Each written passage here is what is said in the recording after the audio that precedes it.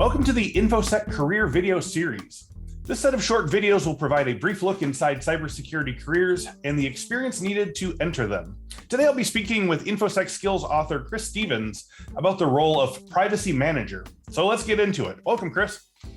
Hey, Chris. It's good to see you again. I enjoy these discussions. You know, I'm passionate about privacy, cybersecurity, so I enjoy participating in your podcast.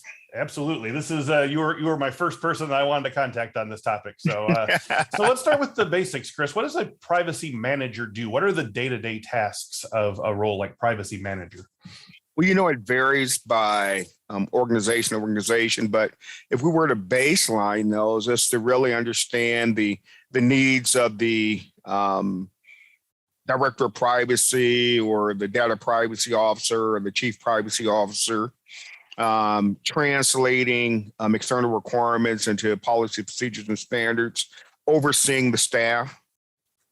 I wrote an article for IPP back in 2014 that advocated for a career path for privacy professionals. So I've been thinking about this for some time, to bring privacy professionals in at a entry level, introduce them to some of the policy requirements, teach them how to do PIAs, how to do risk assessments. And then as they grow in the profession, start having them also add a management perspective. You've done a great job. I think one of my colleagues from another podcast, it was either Ralph or John, they teach a version of the Certified Information Privacy Managers course. IPP offers that, and it's a great course. It takes a fictional person that's become the CPO or director of privacy for this huge global medical company, and it walks her through the challenges of not only building an effective privacy program, but how do you sustain it? So I've always been a force of one, but I've also worked with other privacy professionals where, the person in charge had to do a number of things, review contracts. In one company, working for federal government agencies, the analysts themselves were being asked to do things outside of their normal comfort zone. And that was the manager's responsibility of, if you're contracting, interpret the needs of the client, and then helping your junior privacy analysts or professionals grow into those new requirements. In this case, it was risk management. Okay. Now, we're talking about privacy manager here, but obviously that's not an entry-level position. So can you talk about some experiences and study that someone would need to engage in to move up to privacy manager level? Can you talk about the steps from privacy professional to manager? Yeah, I think, in the career path I outlined, I saw that maybe 3 to 5 years down the road after because there's so many different aspects of privacy. Large companies are able to distill that into those disparate buckets. But if you're a smaller company, you might require that one analyst to do a number of tasks. And so, you get one of the certs. We're always talking about certs. Yep. That gives credibility to you as a privacy professional. So, many of us start out with one of the policy certs, whether that's the Certified Information Privacy Professional for US or Europe. Learn the nuances of the law, those requirements, learn how to write policies, procedures, and standards, understand how to interact, become an effective communicator. Because oftentimes being a privacy professional is like being Sisyphus in Greek mythology. You roll big rocks up hills and they roll back down over us. Back down, yeah. And so, 3 to 5 years learning that risk management, how to conduct a privacy impact assessment, how to work with, and during that time also reaching across the transom and acquiring some other industry certs. Like you do a great job in preparing, like you prepared me for the CSIM. Over at Infosec. And then after a while, start looking at those positions that require you to manage that process and to manage, be anticipatory in the needs of your clients. Lots of times you may not be working as a core employee, you may be a contractor. And so that takes a special nuance of how to support the organization. I've had a lot of friends that worked in great organizations, lots of that in the federal government, and some were not so focused on privacy. So they were looking at the privacy manager to help them understand what privacy was. It can be a difficult job, but it's an important job in all organizations. And they go by different titles as well, right. Chris. Now, speaking in terms of qualifications on a resume and so forth, we mentioned IAPP certifications as a benchmark of your, demonstrated knowledge. Is a formal degree generally also required in most job listings for a privacy manager, or can you really get by on experience and certifications? I think that it's three-tiered. You're going to have experience, you're going to have the cert, and then if possible, have some type of academic degree. Okay. But I think that in lieu of the academic degree, they'll always go with experience in the cert. Yes.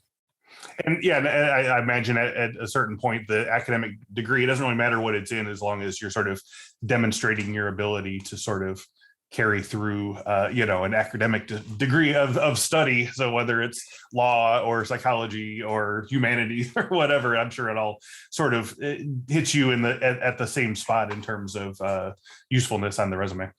Chris, you're absolutely right. Okay. I have I'm a professional student, so I've done doctoral work.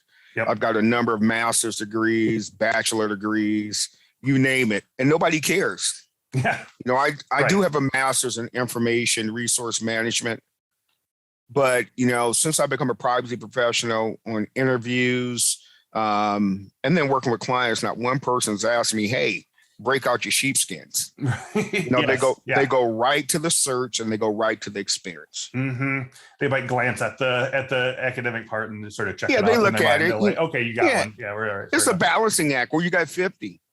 Yeah. But how are they going to translate into what that privacy professional is going to do for me?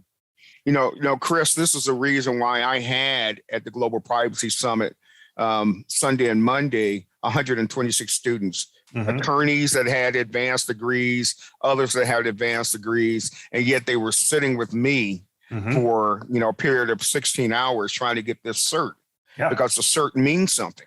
You've done a great job of enticing professionals to come in and create learning paths for you. I think you're great. I've taught for IPP for many years. But I think that bringing in those practitioners, and that's what the Infosec Institute does so well, in preparing entry-level, intermediate, and advanced individuals for positions. You really teach these courses from the practitioner's perspective. Yep. And so teaching it from that perspective really shortens the learning curve for many of those individuals that want to grow in those industries. You do a great job in that. Great. Thank you very much. I appreciate that. Now, can you speak about like hard or soft skills? You mentioned communication and writing ability. Are there other things that a privacy manager needs to do their job well, whether it's a technical skill or, like you say, a background in law or what have you? I'll tell you, again, and I had attorneys say this at the course I just taught, the CIPP-US. You don't necessarily have to be an attorney to be successful in this career field. I'm not an attorney, I'm a practitioner, but I've acquired depth and breadth in these different laws over the years. Right. And so those, if you want to equate those to hard skills, that's fine. It depends on what you want to do. Like me, I'm eclectic. I don't mind writing policies, but I also want to help individuals engineer privacy into their activities. Yes. Those are the hard skills. I think that one of the skills that privacy professionals have, they have to be good communicators. They have to be good listeners. They have to be forward thinking, because oftentimes that client doesn't even know what they want as a privacy professional. Yeah. And you have to be patient, and you can't be thin-skinned, because remember, lots of organizations look at, value and in terms of dollars and cents. Yes. And it's kind of hard to equate that from privacy of how I earned you another dollar or cent based on this pound of privacy. Yeah. And so you have to find ways to establish that value proposition. You can't have any fear. You have to be able to seek out your counterparts in the organizations and constantly being an advocate for privacy. Yeah. Those are the soft skills. And once you establish that bona fides, it'll take you far. You also can't be the yes/no person. Okay. A lot of privacy individuals interpret the law literally, and so it's no. And that's just going to turn off that information security person, that risk owner, that business owner. You have to find ways within the law, within the requirements, to help them achieve those goals that they're trying to achieve. Implement a new system. Now, sometimes the law is going to say, Chris, you just can't do it. And so, but until the law says you just can't do it, you have to find a way to help that business owner achieve those goals. Right. Now, to that end, are there any common tools, electronic or otherwise, that privacy managers use? Yes, there are a number of those. I mean, I'm pretty partial to OneTrust. Okay. And so I use the OneTrust tool. It depends on, if you're a risk manager, there are a number of risk tools out there. You've got methodologies like FAIR, the factors analysis of information risk. There are a number of risk techniques, qualitative, quantitative, that you can use. But if you want to talk about from a privacy program, there are great tools out there like RSA Archer and some of the ones, but the one that I advocate for mostly is OneTrust. Okay. That can help you really build and sustain a privacy program. Gotcha. Now, where do privacy managers typically work? I mean, obviously privacy is needed everywhere, but from a managing standpoint, what type of job options are there at enterprises, vendors, consultants? Well, we are out there as the Borg. We're like the Borg in Star Trek, the collective, the hive, absolutely. The collective. But no, you'll find yourself working. You have them in the federal government. Great agencies like Veterans Administration, Securities and Exchange Commission, they always have someone that oversees or assists the DPO or Director in Privacy in managing the program. You'll find us a lot in contracting, consulting, bringing on a staff. Once you're awarded the contract, bringing on a privacy manager or privacy analyst. The privacy manager serves almost like the program managers in some cases, but he or she serves as that intermediary between the client and the team. Now, can you speak about some of the other sort of pivot points that privacy managers, where they might go from here? What's the mobility like from this position? What are some common next steps for privacy managers? Well, again, you can be a practitioner like myself. You can work within an organization within several years, branch out on your own and do, single-terry consulting. For those that do have law degrees, then you'll find yourself, especially when you look at vacancy announcements, you'll find yourself, moving up the career path, becoming director of privacy, deputy chief privacy officer, chief privacy officer, and for the attorney track. For myself, I didn't aspire. I mean, again, there are firms that will hire a non-attorney as for one of those senior positions based on his or her expertise. For my track, I just, again, chose to do consulting. Gotcha. It gives me the flexibility to move from, short-term, long-term contracts, support an organization. Once I complete the contract, move on to another contract. Yeah. I'm in a unique position, Chris. I'm retired from the military and retired from the government, so I have that flexibility. Yeah, you've seen it from all the different directions. Right. Now, for our listeners who are ready to get started and were inspired by this video, what's something they can do right now that'll move them toward the goal of becoming a professional privacy manager? First of all, get the certs. Okay. And what you can find is, it's not exclusive to the privacy domain. You can be a cybersecurity expert.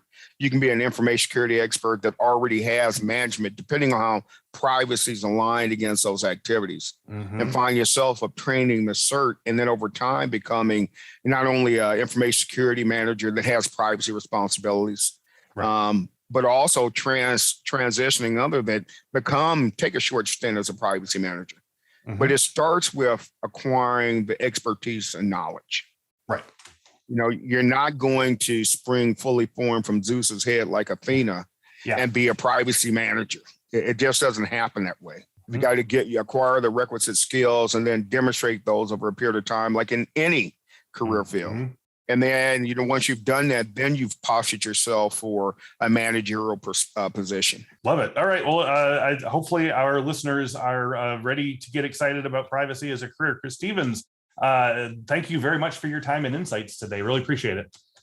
Chris, thank you. Let's keep beating the drum on cybersecurity, on privacy and information security. You've seen the ads. 500,000 jobs unfilled. Why? because they're not listening to the Pied Piper, Chris Cinco, trying to get them to walk in the right direction. But it's always a pleasure, Chris. Thank you. We'll just keep tootling that flute until everyone hears it. But so for all of you listening today, thank you for watching and listening. If you'd like to know more about other cybersecurity job roles, we have 11 other ones that you can check out as well. Please check out the rest of Infosec's career video series, and we'll see you next time.